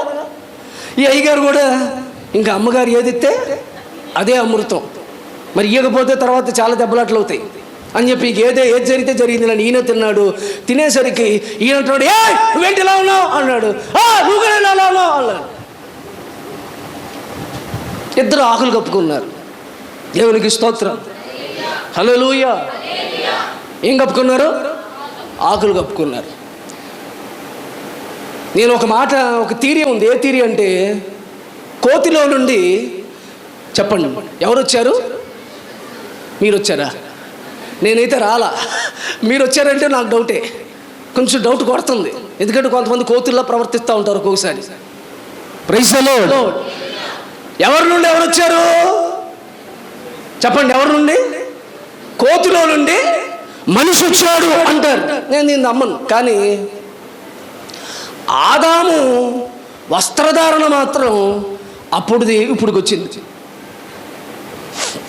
ఇది మాత్రం నమ్ముతానండి. ఆదాము వస్త్రాలు ఏంటంటే ఆకులు కప్పుకునేవాడు. ఇప్పుడు కూడా కొంతమంది ఆకులు కప్పుకుంటున్నారు. అప్పుడు వాళ్ళకి సరైన వస్త్రాలు లేవు కనుక ఏం చేశారు? ఉన్నదాన్ని చుట్టుకుని కప్పుకునేవారు. ఇప్పుడు వస్త్రాలు ఉన్నా సరే ఏం చేస్తున్నారు చెప్పండి? ఆకుల్లా ఉంటాయి బట్టలు కూడా. ఆకుల్లాంటి బట్టలు అంటే చిరిగిపోయినాయి. ఆకులు రంధ్రాలు కనపడతాడు, చిరిగిపోయి ఉంటాయా? నీట్గా ఉంటాయండి, అక్కడక్కడ చిరుగులు ఉంటాయి. ఇప్పుడు వేసుకునే బట్టలు కూడా చిరుగులే. ఆ మధ్యన ఎవరో ఒక ఆయన ఇంటర్వ్యూ చేస్తుంటామో వినాలి, గట్టగించేది అమ్మ, గట్టగించేది. స్తోత్రం. పిల్లలకు ఆనుకున్నా గడ్డం కింద చేయి పెట్టినా ఒకటి రమ్మని పిలుస్తూ ఉంటుంది మనల్ని. Praise the lord, hallelujah. Right, వినండి. ఒక ఆయన ఇంటర్వ్యూ చేస్తుంటే ఈ మోకాళ్ళు ప్యాంట్లోంచి బయటకు వచ్చేసింది. ఈ మోకాళ్ళు ఈ సిప్ప ప్యాంట్లోంచి బయటకు వచ్చేసింది. ఏంటి అని చూస్తే మొత్తం చిరిగి ఇక్కడి నుంచి ఇక్కడ దాకా చిరిగిపోయింది. అది ఫ్యాషన్ అండి. ప్రైజ్ ది లార్డ్, హల్లెలూయా. ఆదాము గారు ఇప్పుడు ఉంటే ఏమనుకునేవాడు? పిచ్చోళ్ళారా, ఆగప్పుడు లోక సంబంధమైన నేత్రాలు తెరవబడి ఆ ఆకులు కట్టుకుంటే ఇప్పుడు మీకేమైందిరా బాబు, మీరు కూడా ఆకులు కట్టుకుంటున్నారా? Praise the lord, hallelujah. గోన్ సంచులు కట్టుకుంటున్నారు. హైదరాబాద్లో షాపింగ్ మాల్లోకి వెళ్తే గోన్ సంచి 25,000 అండి. బట్టల కొట్లో పెట్టారు గోన్ సంచి. అది దానికి గోన్ సంచినే షర్టు కింద ప్యాంటు కింద కుట్టారు. 25,000 దాని మీద రాశారు. కాళ్ళ కింద వేసుకునే, వర్షాకాలం బయట వేసుకునేది. ఆ గోన్ సంచి ఆ షేప్లో కుట్టేశారు. అది ఫ్యాషన్ అయిపోయింది. ప్రైజ్ ది లార్డ్, హల్లెలూయా. ఇదివరకు చక్కగా వస్త్రాలంకరణ స్త్రీలు చక్కగా ఆ చున్నీ వేసుకునేవారు. చున్నీలు ఎట్టిపోయినాయో తెలియదు. ఇప్పుడు చున్నీ వేసుకుంటే మహాపాపం. ఈమె ఎక్కడి నుండి వచ్చిందిరా? ఏ బస్సు? ఎర్ర బస్సు ఎక్కొచ్చిందా? మీరు మాత్రం పద్ధతిగా ఉన్నారు. దేవుడు మిమ్మల్ని అందరినీ దీవించునుగాక. ఎవడు ఏమైనా అనుకొని మన భక్తిలో మనం రాజీ పడకుండా ఉందుముగాక. ప్రైజ్ ది లార్డ్, హల్లెలూయా.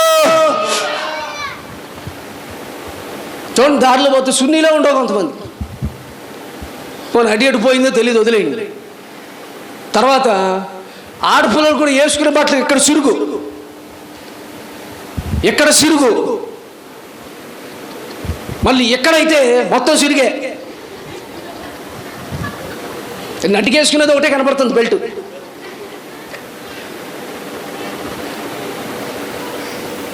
ఎవరు అనుకున్నారు? మళ్ళీ యంగ్ 45 ఇయర్స్. ఎన్ని ఇయర్స్? Young 45 years aunty. వెనకాల కిటికీ. ఆంటీ, వాట్ ఈస్ దిస్ కిటికీ? This is passion. Praise the lord. Hallelujah. ఇంట్లో మాత్రం చీపురు అమ్ముకుంటారు చూసారు, చీపురులో అని అమ్ముకుంటారు చూసారా, ఆళ్ళకన్నా దారుణంగా పాసిమోహం వేసుకుని మీ ఆంటీ నైటీ బయటకు వస్తే కిటికీ. ఇంట్లో ఆయన అనుకుంటాడు ఏంటి, ప్రైజ్ ది లార్డ్, చేతులు చెప్పాలి. ఎందుకు అవ్వమ్మ మార్గం మార్చబడిందంటే సహవాసములో లేకపోవటము బట్టి. వారు సహవాసాన్ని కోల్పోయారు. అవ్వమ్మ ఇద్దరూ కలిసి, మరలా చెప్తున్నాను, ఇద్దరూ కలిసి ఉండవలసిన వారు ఒకరిగా ఉండటాన్ని బట్టి కలిగిన పాపము వారిలో ప్రవేశించడానికి అవకాశం దొరికింది. ఏం చెప్పనొస్తున్నారంటే, నీవు సహవాసము కలిగి ఉంటే నీలోనికి సాతాను ఎంటర్ అవడానికి అవకాశం ఉండదు. ఎప్పుడూ మీరు సహవాసములో కలిసి ఉండండి. ప్రే టుగెదర్, స్టే టుగెదర్ అని అంటారు. లేకపోతే స్టే టుగెదర్, ప్రే టుగెదర్ అని అంటారు. అంటే కలిసి ఉంటే ప్రార్థనలో నిలబడతాము, ప్రార్థన నిలిచి ఉంటే సహవాసంలో నిలిచి ఉంటాము. సహవాసం కలిగి ఉండండి, ఒంటరిగా ఉండొద్దు,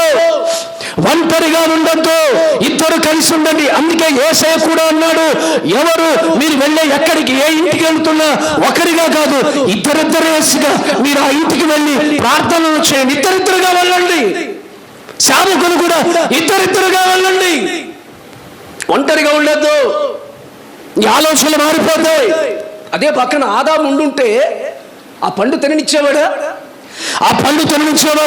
మందలించేవాడు. ఆదామైనా సరే కౌన్సిల్ చేసేవాడు, కౌన్సిలింగ్ జరిగేది. అమ్మా నువ్వు చేయకూడదు తప్పని చెప్పి బయటికి తీసుకొచ్చేవాడు. నీవు ఈ రోజున నీ భక్తి ఎవరితో ఒంటరిగా చేస్తున్నావేమో ఓ సహవాసంలో ఉండాలి. అందుకే బైబిల్ చెప్తుంది, అపోస్తుల రొట్టె విరుచుట యందు, ప్రార్థనల యందు, అపోస్తుల బోధ యందు, సహవాసము యందు ఎడతెగక నిలిచి ఉండండి. స్టే టుగెదర్, ప్రే టుగెదర్. కలిసి ఉంటే ఒక చక్కని కుటుంబంగా మార్చబడతారు. అందుకే మీరు చర్చిలో కూడా ప్రార్థన చేసే వాళ్ళతో సహవాసం చేయాలి. అటు ఇటు తిరిగే వాళ్ళు ఉంటారు, దిక్కులు చూసే వాళ్ళు ఉంటారు, వాళ్ళతో కాదు మీరు సహవాసం చేయాల్సింది.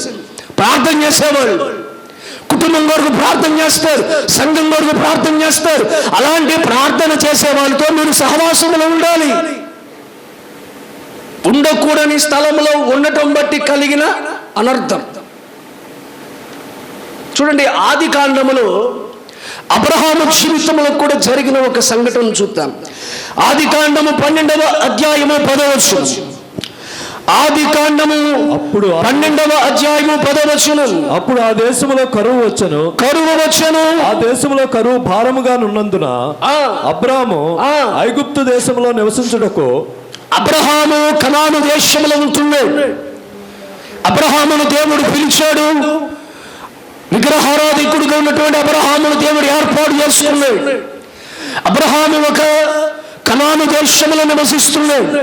కనాను దేశములో, ఆ దేశంలో కరువు వచ్చింది. మళ్ళా చదువుతున్నారు, జాగ్రత్తగా పరిశీలన చేయండి. అప్పుడు ఆ దేశములో కరువు వచ్చెను. ఆ దేశములో కరువు భారముగా నున్నందున, కరువు భారంగా ఉందట. అబ్రహాము ఐగుప్తు దేశములో నివసించుటకు అక్కడికి వెళ్ళాను. నివసించడానికి కనాను దేశములో నుండి ఐగుప్తు దేశములోనికి వెళ్ళిపోతున్నాడు అబ్రహాం. కనాను దేశము పాలు తేళ్లు ప్రవహించు దేశం, దేవుడు ఏర్పాటు చేసుకున్న దేశం, వాగ్దాన దేశం, సుఖ సంతోషాలతో వర్తిల్లే దేశం. ఆ మాటలు మీ అందరికీ స్పష్టంగా వినబడుతుందా? అర్థమవుతున్న వారు గట్టిగా హల్లెలూయా. ఎవరు చేసే పనులు సఫలీకృతమవుతాయి, అతడు చేయనిదంతయు సఫలపరచదను అని వాగ్దానం చేశాడు. ఎవరి జీవితంలో సక్సెస్ అనేది, ఎవరి జీవితంలో జయము అనేది ఏర్పడుతుంది అంటే ఎవరైతే ఉండకూడని స్థలములో ఉండకుండా ఉండవలసిన స్థలములో ఉంటున్నారో వారి జీవితంలో దేవుడు అంటున్నాడు, ఇక మీదట నువ్వు ఏ పని తలపెట్టినా నేను సఫలపరుస్తాను. Praise the lord. ఈ ఆశ మీకుందా? మీరు చేసే పనుల్లో జయం పొందాలని ఆశ మీకుందా? మీ తల్లిదండ్రులు చేసే పనుల్లో జయం పొందాలి, మా వ్యాపారం జయంగా ఉండాలి, మా కుటుంబము జయ జీవితాన్ని అనుభవించాలి, మా ఒక వ్యవసాయంలో జయము చూడాలి, మా చదువులో జయము చూడాలి. ప్రభు అంటున్నాడు, ఎక్కడుంటున్నావో ఒకసారి పరిశీలన చేసుకో. నువ్వు ఉండే స్థలం సరైందా కాదా చూసుకో. ఆదికాండములో తెరవద్దు కానీ 32వ అధ్యాయము 29వ వచనములో దేవుడు అంటున్నాడు యాకోబుతో, అక్కడ అతనిని ఆశీర్వదించెను అని యాకోబు గురించి రాయబడింది. యాకోబుని దేవుడు ఆశీర్వదించడానికి ఒక స్థలాన్ని దేవుడు కోరుకున్నాడు. అక్కడ రాస్తాడు, అక్కడ అతనిని ఆశీర్వదించెను. అంటే నువ్వు ఆశీర్వదించబడే స్థలములో ఉంటే ఆశీర్వదించబడతావు. దేవునికి స్తోత్రం. ఇప్పుడు నేను రాజమండ్రి వెళ్ళాలండి, రాజమండ్రి వెళ్ళాలి. అయ్యగారులు చెప్పండి, ఏ బస్సు ఎక్కాలి? విజయవాడ బస్సు ఎక్కాను నేను. విజయవాడ బస్సులో కూర్చుని రాజమండ్రి వస్తున్నాను, ఒక గంటలో వచ్చేస్తాను, అన్ని ఏర్పాట్లు చేసుకో అని అంటున్నా. ఫోన్ చేసి నా పక్కన ఉన్నాడు, అన్నాడు నువ్వు ఎక్కడికి వెళ్ళాలి అన్నాడు. నేను రాజమండ్రి వెళ్ళాలి. నువ్వు రాజమండ్రి వెళ్ళాలంటే విజయవాడ బస్సు ఎక్కి కూర్చున్నావా? ఏదోటి బస్సేగా ఎక్కువ కూర్చున్నాలే, నీకెందుకులే, ఇది బస్సే కదా, తోలేవాడు డ్రైవరే కదా, కొట్టేవాడు కండక్టరే కదా, పోయేది రోడ్డే కదా, కూర్చుంది సీటే కదా అన్నాను. అప్పుడు ఆడు అంటాడు, పోయేది రాజమండ్రి కాదురా, విజయవాడ కదరా. Praise the lord. హల్లెలూయా. అంటే నువ్వు ఆశీర్వదించబడాలంటే ఆశీర్వాదముల స్థలములోనికి నువ్వు రావాలి. నువ్వు స్వస్థత పొందాలంటే స్వస్థపరచబడే స్థలంలోనికి రావాలి. నువ్వు ఇంట్లో కూర్చుని అయ్యా నన్ను దీవించు, నన్ను ఆశీర్వదించు అంటే ఆయన అంటాడు, నువ్వు నా దగ్గరికి రా, నేను నిన్ను ఆశీర్వదిస్తానంటాడు. నువ్వేమంటున్నావు? మనం ఏమంటాం తెలుసా? ముందు ఆశీర్వదించు, అప్పుడు వచ్చి నీ దగ్గరికి వస్తా. దేవుడు అంటున్నాడు, లేదు లేదు, ముందు రా, దీవిస్తా. అమ్మా నేను దీవించానంటే నువ్వు దెయ్యమై కూర్చుంటావు. చూడండి, కొంతమంది దీవించిన వాళ్ళు, దేవుడు బాగా దీవించిన తర్వాత దెయ్యాలై కూర్చుంటారు, చర్చికి రారు. వాళ్ళు ఏమంటారు తెలుసా? మాకు బైబిల్ అంతా తెలుసు, ఆదికాండం నుండి ప్రకటన వరకు నవిలేసాం, మింగేసాం, తాగేసాం, మీకంటే వాక్యాలు బాగా తెలుసు, చర్చికి రావాల్సిన అవసరంలా ఇంటిలోనే మేము ప్రార్థన చేసుకుని పరలోకానికి వెళ్ళిపోతాం. Praise the Lord. ఒక ఊరిలో ప్రార్థన పెట్టుకుంటే ఆ ఊరికి వెళ్ళా వాక్యం చెప్తాను. వాక్యం అయిపోయిన తర్వాత పాస్టర్ గారిని పిలిచి, అక్కడ నన్ను పిలిచిన వాళ్ళు పిలిచి, అయ్యా మీ ఆత్మీయ తండ్రి ఎవరన్నా? పాస్టర్ గారు వెంటనే ఈయన ఆత్మీయ తండ్రి అన్న. ఎదురుగా ఎవరున్నారంటే వాళ్ళ ఆయనే ఉన్నాడు. ఎవరు? వాళ్ళ ఆయనే, పాస్టర్ గారు ఆత్మీయ తండ్రి. సరే నేను ఈయన అడిగా, అయ్యా మీ ఆత్మీయ తండ్రి ఎవరంటే, నాకు ఆత్మీయ తల్లి మా పాస్టర్ గారే. Praise the Lord. ఇదేంటిది? మీకు బాప్తీసం ఎవరిచ్చారన్న? బాప్తీసుకి ఎవరిచ్చారంటే పాస్టర్ గారండి, ప్రార్థన చేసుకుని నేను మా ఆయనకి ఇచ్చాను, మా ఆయన నాకు ఇచ్చాడు. ఏంటిది? ఏమిచ్చారమ్మా? బాప్తీసం.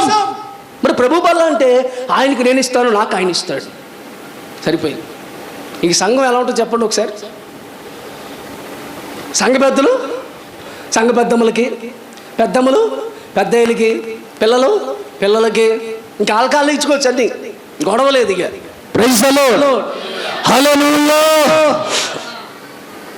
ఒక క్రమం అంటూ ఉంటుంది. దీవించబడాలంటే నువ్వు స్థలంలోనికి రావాలి. ఆదాము దీవెనకరమైన స్థలములో నుండి చెట్ల వెనకాల వెళ్ళి దాక్కున్నాడు. బయటికి వెళ్ళగొట్టబడ్డాడు ఏదేను తోటలో నుండి. ఏదేను తోటలో నుండి ఆదాము వెళ్ళగొట్టబడ్డాడు. కష్టపడి చెమటూడ్చి పని చేయాలి. అర్థమవుతుందా? అర్థమవుతుందా? అప్పుడు దాకా కోసుకుని తినే పని, కోసుకుని తినే పని అండి. ఇప్పుడు ఏం చేయాలి? వ్యవసాయం చేయడం అంటే మాటలా? దేవునికి స్తోత్రం. హల్లెలూయా. ముందేం చేయాలి? దున్నాలి, తర్వాత రాళ్ళు ఏరాలి, రాళ్ళు ఏరిన తర్వాత నీళ్లు పోయాలి, నీళ్లు పోసిన తర్వాత నాటాలా నాటకూడదా? నాటాలి. నాటిన తర్వాత మరలా ఏమైనా వచ్చి తింటాయేమో అని కలిపెడుతూ చూస్తూ ఉండాలి. ఎదిగిన తర్వాత కూడా కొన్ని రుచిగా ఉంటాయి, కొన్ని చేదుగా ఉంటాయి, కొన్ని ఫలభరితంగా ఉంటాయి, కొన్ని వాడిపోయిన స్థితిలో కూడా ఉంటాయి. ప్రజలు హల్లెలూయా. ఇప్పుడు కష్టపడి పని చేయాలి, చెమటోడ్చి పని చేయాలి. అప్పుడు దాకా సుఖపడ్డాడు, సంతోషంగా ఉన్నాడు. ఎందుకు కష్టం వచ్చింది అంటే దేవుడు ఉండమనసిన చోటన ఉండకపోవటాన్ని బట్టి ఈ రోజున నీవు కూడా నీ కుటుంబంలో కష్టాలు ఎదురవుతున్నాయంటే ఉండకూడని స్థలములో ఉంటున్నావేమో, నీ భక్తి చెయ్యకూడని చేస్తున్నావేమో, నీ ఆత్మీయతలో వెళ్ళకూడని స్థలానికి వెళుతున్నావేమో. ఈ ఆరాధనలో నీవు పరిశీలన చేసుకోవాల్సిన సమయం. నేను ముగిస్తున్నాను దేవుని బిడ్డలారా. రెండవదిగా అబ్రహాము జీవితాన్ని చూస్తే అబ్రహాము కూడా కనాను దేశము, దేవుడు ఐగుప్తీయులను, ఇశ్రాయేలీలు ఎక్కడున్నారు? ఐగుప్తు దేశంలో ఉన్నారు. ఐగుప్తు దేశంలో నుండి వీరిని ఎక్కడ తీసుకెళ్ళాడు? కనాను దేశానికి తీసుకెళ్ళాడు. ఇప్పుడు అబ్రహాము కనాను దేశంలో నుండి ఎక్కడికి వస్తున్నాడు అంటే రివర్సేనా? అంటే దేవుడు ఎక్కడి నుండి విడిపించాడో, ఎక్కడి నుండి దేవుడు వారిని తప్పించాడో ఆ దేశంలోనికి తిరిగి మరలా అబ్రహాం వెళ్ళి అక్కడ నివసిస్తున్నాడు. అక్కడికి వెళ్ళి నివసించేసరికి ఫరో దగ్గర ఏమంటున్నాడు తెలుసా? అబ్రహాము షారాయిని చూసి అంటున్నాడు, అమ్మా నువ్వు నా భార్య అని తెలిస్తే నన్ను చంపుతారమ్మా, నువ్వు నా భార్య అని చెప్పకో, నువ్వు నా సహోదరివి, సిస్టర్ అని వెళ్తున్నాడు. దేవునికి స్తోత్రం, హల్లెలూయా. నేనేం చెప్తున్నా అక్కడ రాసుందా లేదా? అక్కడ రాసుందా లేదా? నన్ను సహోదరిని పిలువు అన్నాడు. నీవు నా సహోదరు అని దయచేసి చెప్పుమని. చూసారా తర్వాత ఏం జరిగింది? ఆ అధ్యాయంలో మీరు ముందుకెళ్తే దేవుని బిడ్డలారా చూడండి, 17వ వాక్యం చదవండి. అయితే యెహోవా అబ్రహాము భార్య అయిన సారాయిని బట్టి ఫరోను అతని ఇంటి వారిని మహావేదన చేత బాధించెను. అప్పుడు ఎందుకు వేదన కలిగింది? తలపైకెత్తండి. ఎందుకు మహావేదన బాధ కలిగిందంటే అబ్రహాము ఉండకూడని స్థలములలో ఉండటం బట్టి. మీకు పాయింట్, మీకు మాటలు అర్థమవుతున్నాయా?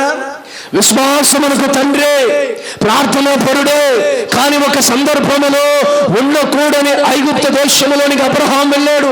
ఎందుకు వెళ్ళావయ్యా అని అడిగితే అబ్రహాం అంటాడు, నేనున్న కనాను దేశంలో గొప్ప కరువు వచ్చింది. ఏమొచ్చింది?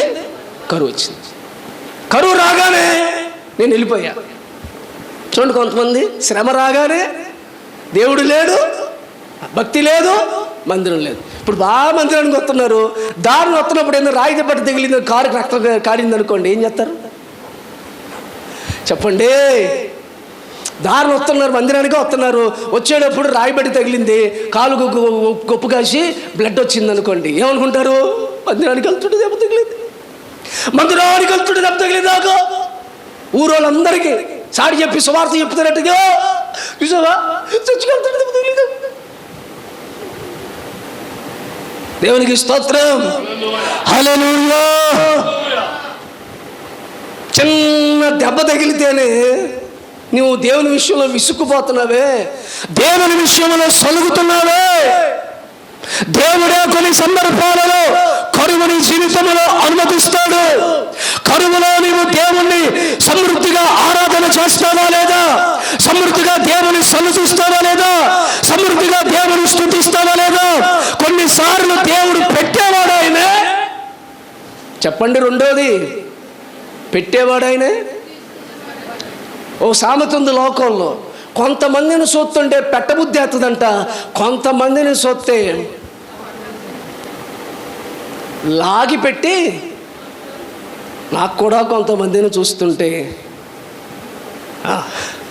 మీరే చెప్పండి.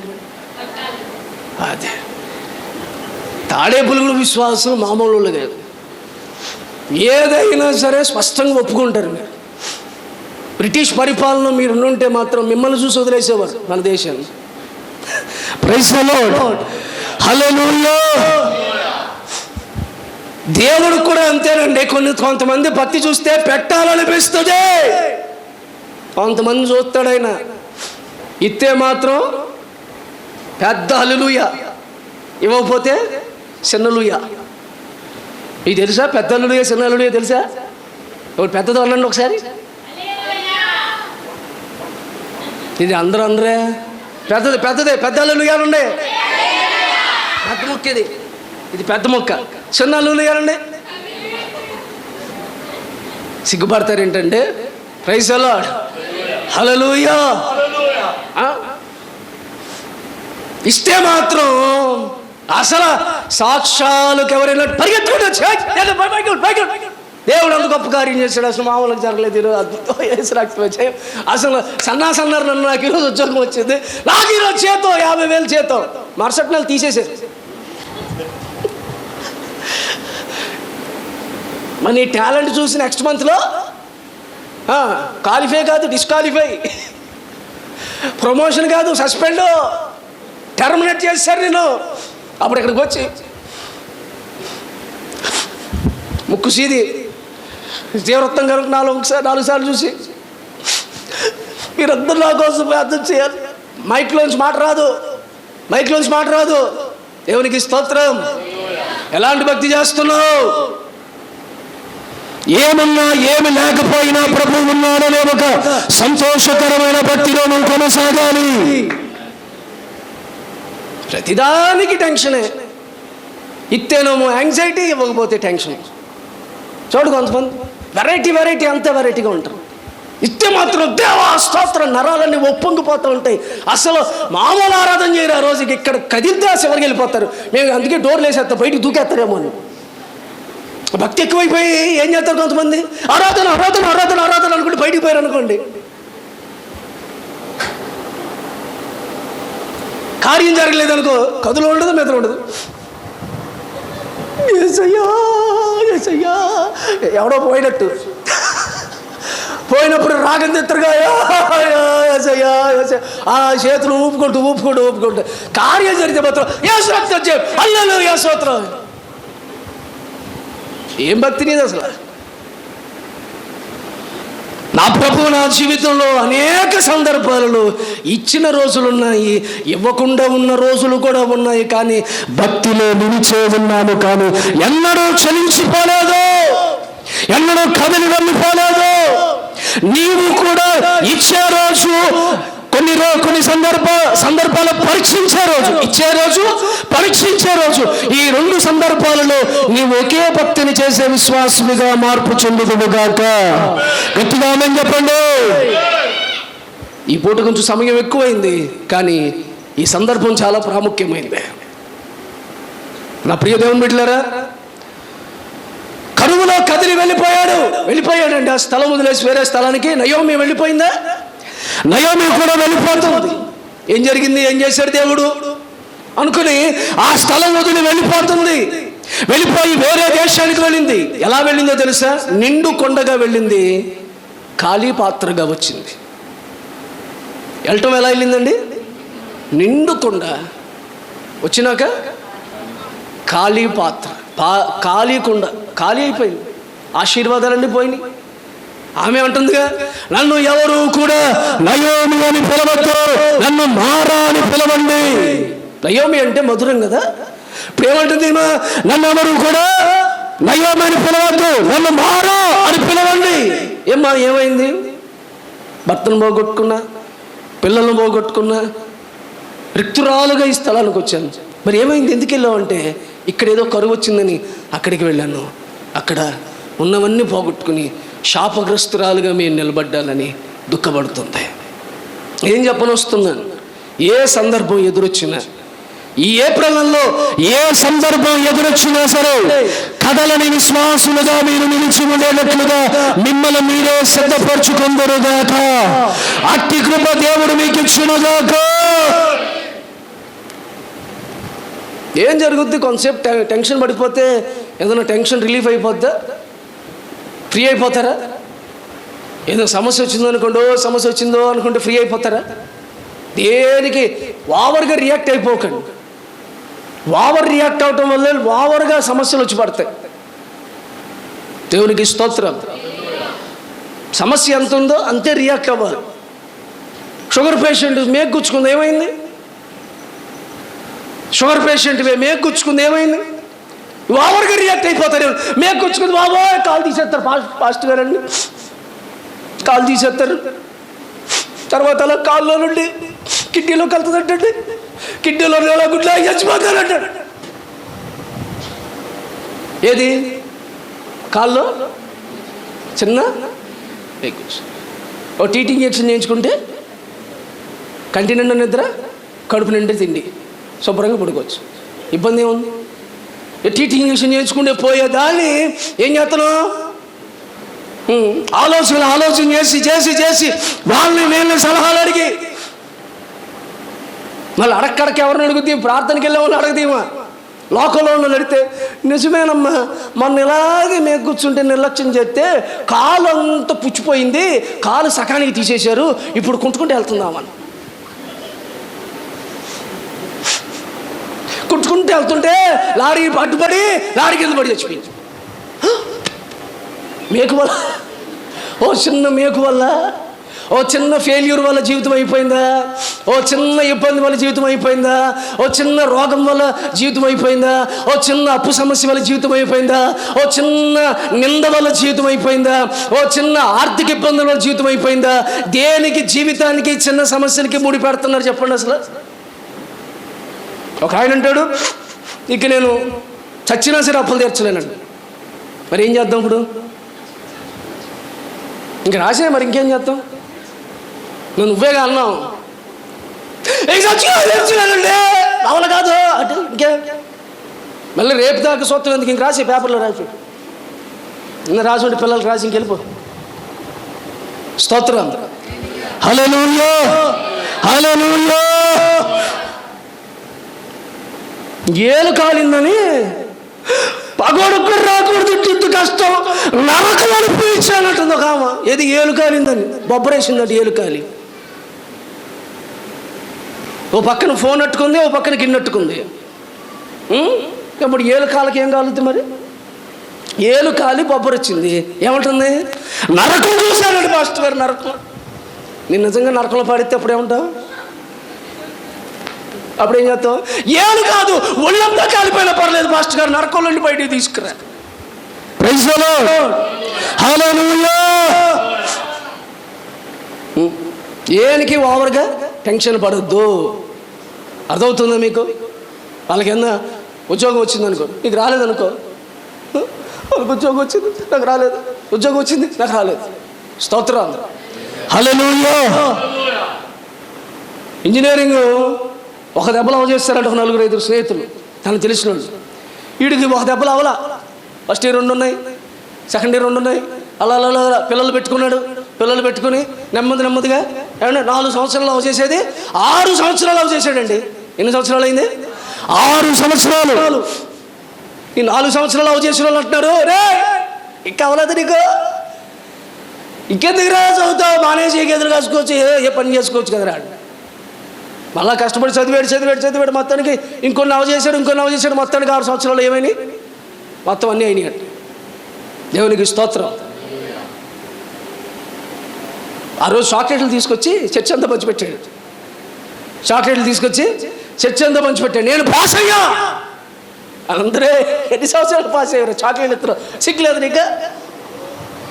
ఏం పర్లా, ఇప్పటికైనా దేవుడు కార్యం చేశాడు, పాస్ అయ్యా నేను అని చెప్పి అందరికీ చాక్లెట్. మీరు నమ్ముతారు నమ్మరు? అదే నెలలో మళ్ళీ చాక్లెట్లు తీసుకొచ్చాడు చర్చికి. ఇప్పుడు తెచ్చా వెంటనే మళ్ళీ చాక్లెట్లు, మొన్నే కదరా తెచ్చావు అంటే అప్పుడు పాస్ అయినందుకు, ఇప్పుడు జాబ్ వచ్చినందుకు. ప్రైజ్ ది లార్డ్, హల్లెలూయా. ఈ ముందే పాస్ అయిన వాళ్ళందరూ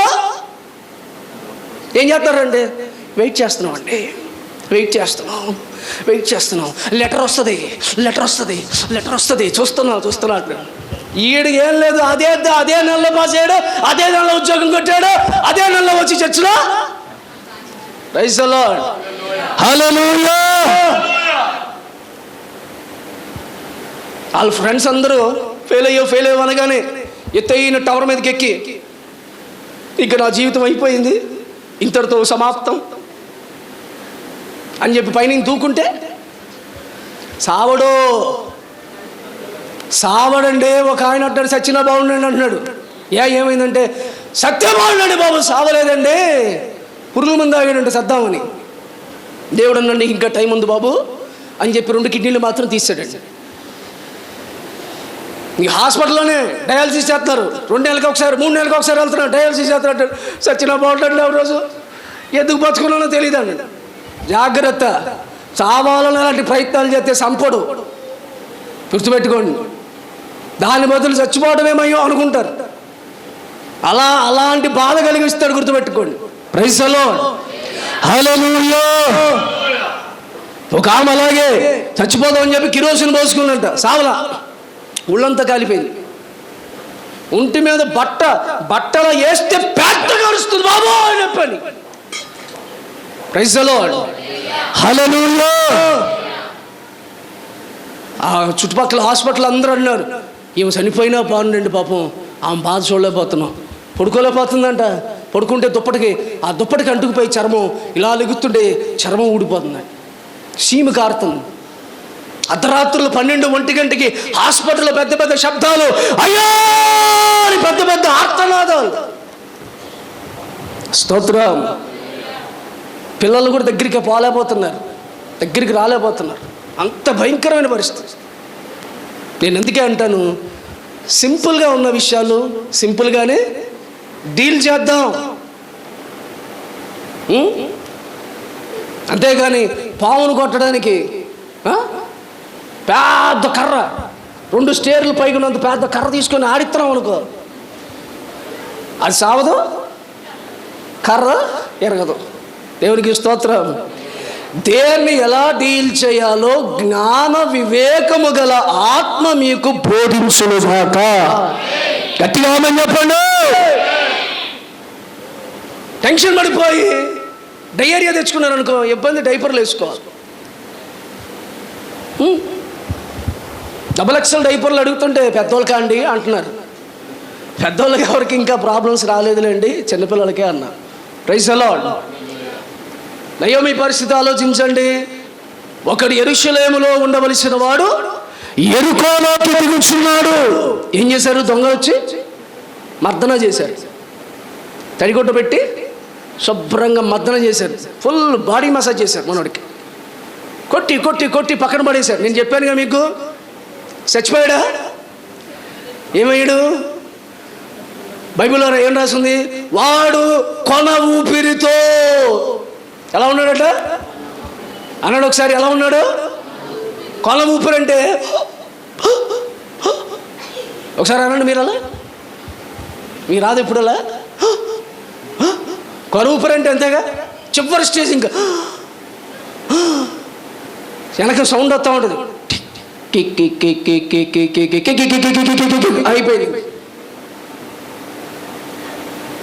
దేవునికి స్తోత్రాలు.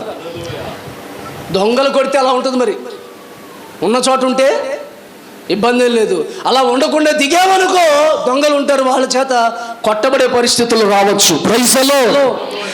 చివరిగా ఒక విషయాన్ని చదువుకుని ప్రార్థన చేసుకుని సెలవు తీసుకుందాం.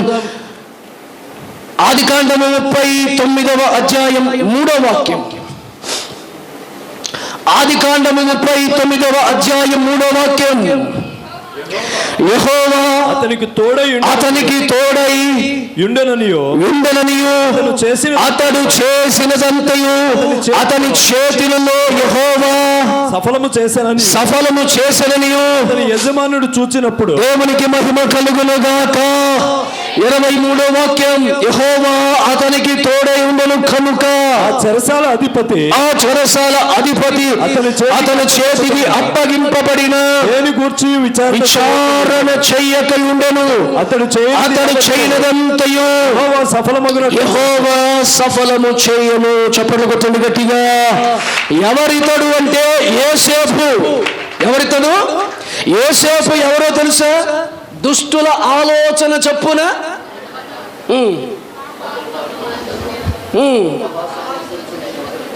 కూర్చోకుండా ఏం చేశాడు? పరిగెత్తాడు.